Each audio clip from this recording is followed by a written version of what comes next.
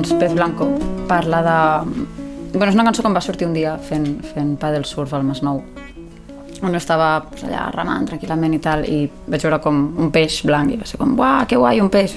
No anem a molestar els peixos, però a mi aquell dia era com que em va agafar com moltes ganes de veure'l, i quan em vaig acostar vaig veure que era una bossa de plàstic i simplement vaig agafar amb les remes i una bossa de plàstic, ok, i la vaig ficar sobre la taula i vaig seguir. I quan vaig tornar a la platja em vaig donar compte que havia normalitzat una acció que no era normal, no? Que no era normal trobar-me una bossa de plàstic al mar i que simplement digués, bueno, una bossa de plàstic. Aleshores, això em va crear com tanta ràbia interna en mi mateixa d'haver normalitzat aquest gest, que va sortir la idea aquesta de Pez Blanco i com aquesta espècie fastigosa que els humans havíem creat a base d'una acció tan ignorant com vol una bossa de plàstic i respondre que sí, no? I bàsicament doncs, era això. Sí, la veritat és que el tema de les bosses de plàstic, o sigui, crec que és un tema que s'està tocant moltíssim, no? Perquè és com molt fàcil de veure el residu com a tal, com la bossa de plàstic, com qualsevol residu que cabi al mar i sigui fàcilment visible pels ciutadans, no?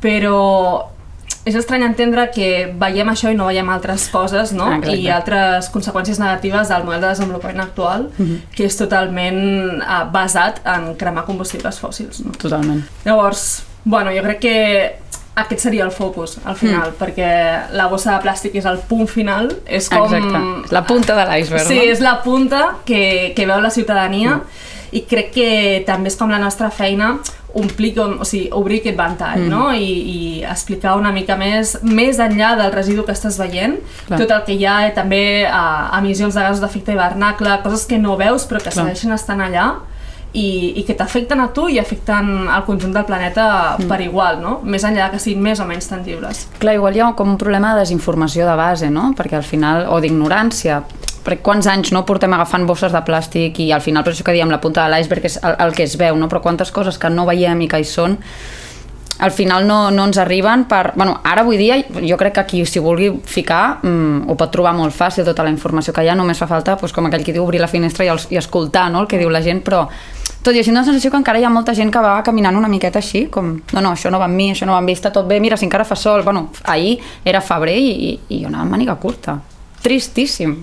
Sí, crec que hi ha una part d'això i crec que hi ha una part que la gent també està molt ocupada arribant a final de mes, saps? O sigui, també és difícil obrir el discurs i obrir espais de discussió quan la gent està tan focalitzada en sobreviure, moltes vegades, en passar d'una crisi econòmica en l'altra i mantenir la teva família i mantenir els teus fills, i per part de la societat científica, diguéssim, o per el món de l'acadèmia és difícil com fer veure que això va amb tu, i va amb els teus fills també, saps? I anirà també amb els teus nets i amb tota la descendència que tu deixis.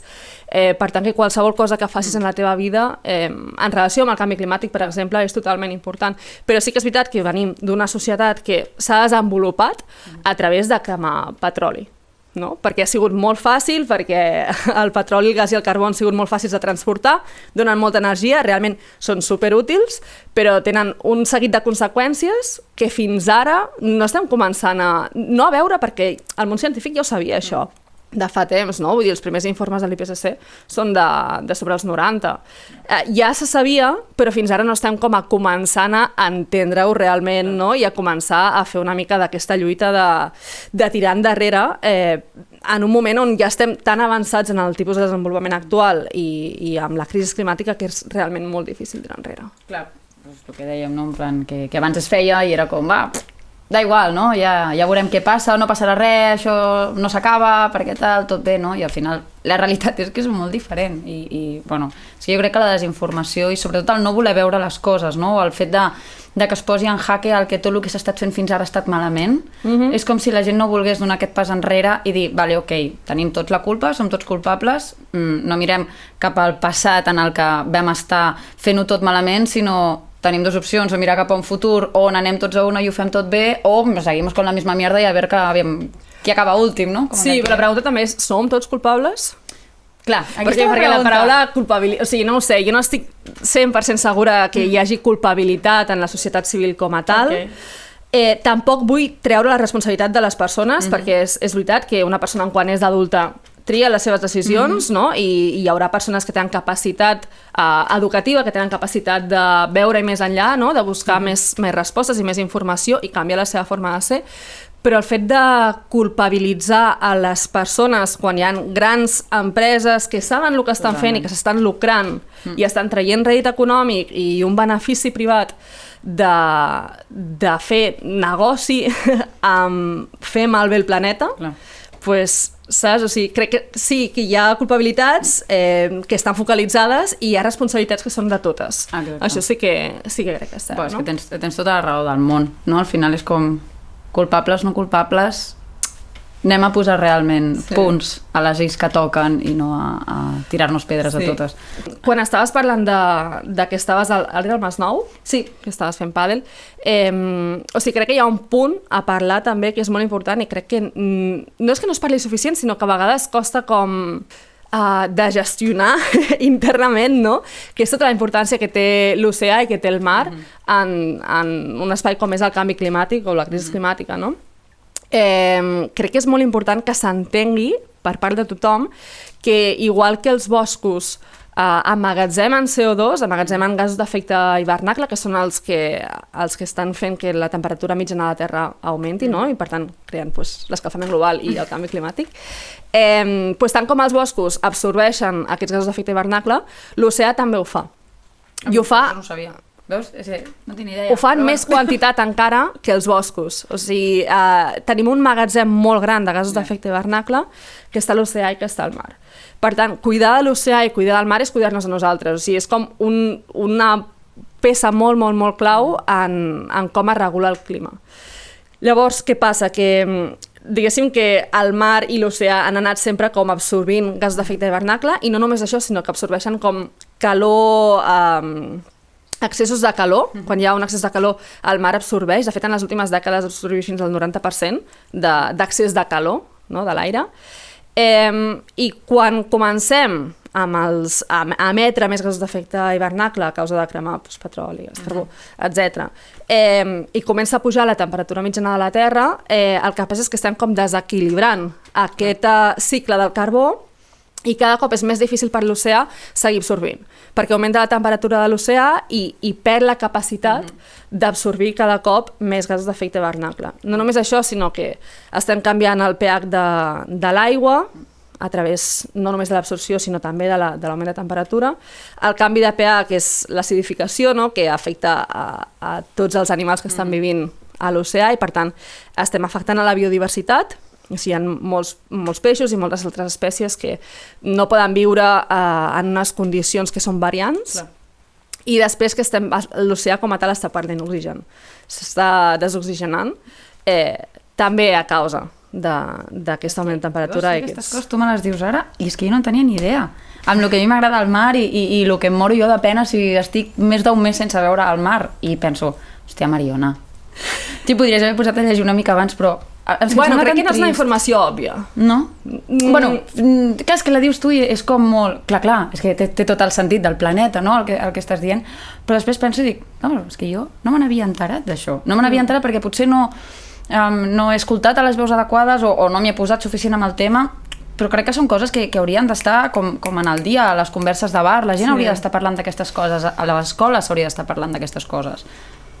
Sí. Per què no es fa, no? Sí, crec que és molt important entendre que el mar i l'oceà és el gran aliat contra el canvi climàtic. El gran aliat i la gran amenaça també, la gran amenaça, perquè si seguim modificant aquest cicle del carboni, al final l'oceà deixarà de funcionar com està funcionant. I suerte, no? I serà com una peça més a favor del canvi climàtic, diguéssim, no? Serà com un agreujant.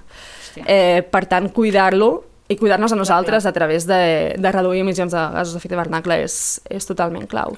També, de fet, el Mediterrani és com un espai clau en les conseqüències que estem tenint de la crisi climàtica perquè es diu que és un hotspot, és com la traducció seria com un espai calent, com un punt calent. Sí. Perquè per la seva...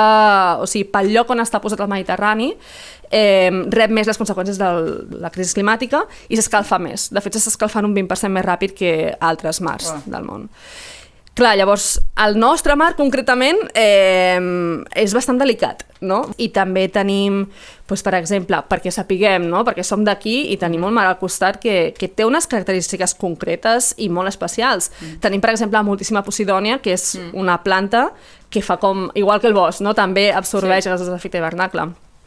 I està en perill aquesta planta, està en perill perquè hi ha pesca d'arrastrament, perquè la gent tira les seves àncores dels vaixells, no? I destrossen aquestes praderes de Posidònia.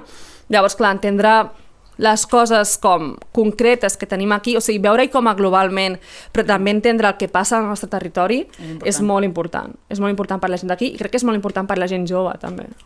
I què es pot fer a nivell, no sé, què podem fer? Quines accions podem fer individual, col·lectiu? Bueno, jo crec que com a mínim hi ha 3 potes d'acció que estarien com 3 nivells, no? O sigui, hi ha el nivell internacional, que al final les persones que s'estan encarregant, com l'espai de solució internacional serien les Nacions Unides, que és on es fan les COP i tots aquests acords internacionals que... Això sí m'he enterat, Sí, de les COP se'n parla molt últimament, sí. Allà es prenen uns acords bàsicament de reducció d'emissions, no? Que després baixen als països, i llavors crec que hi hauria una part que és si estàs interessada a fer pressió a aquest tipus d'espais de solució, no només en l'esfera internacional, sinó també quan baixen les polítiques a cadascun dels països, fer pressió als governs, no? Perquè acatin aquestes polítiques i acatin aquests acords de manera que complim l'objectiu. Si no és només firmar-lo, és complir-lo, que és la part complicada. I després hi hauria la part més individual i la part col·lectiva més enllà com de la institució. No? La part individual seria el que portem repetint des de fa 10 anys, que sap tothom, no? Que és el típic que es parlava als 90. No? És que inclús passant per la bossa de plàstic, si no compris bosses de plàstic, no vagis en cotxe, compra local, etc. Sí, és molt interessant, és superimportant, és la clau. No, i a la pràctica és molt important també, però... Hi ha molta gent que ho fa i a vegades hi ha gent que no, llavors és com... Sí que és veritat que conec més gent que ho fa que gent que no ho fa, però encara conec gent que no ho fa i és en plan de... Penya, no us costa res, no? En plan, no aneu al gran supermercat, aneu a la fruiteria que teniu davant de casa, mireu, tal... Sí, i fa ràbia perquè saps que t'estàs jugant el teu futur i el futur de totes, no? Que això no va sobre tu ni sobre la teva veïna, que això va sobre totes i sobre el col·lectiu. I per tant, treballar en col·lectiu és molt important, ajuntar-te amb persones que pensen com tu, estan interessades en el que estàs interessat tu, és molt important. I organitzar-te, i fer pressió, i manifestar-te, segueix sent totalment clau en aquesta lluita. Pues m'has instruït un muntó avui, de veritat. Un plaer.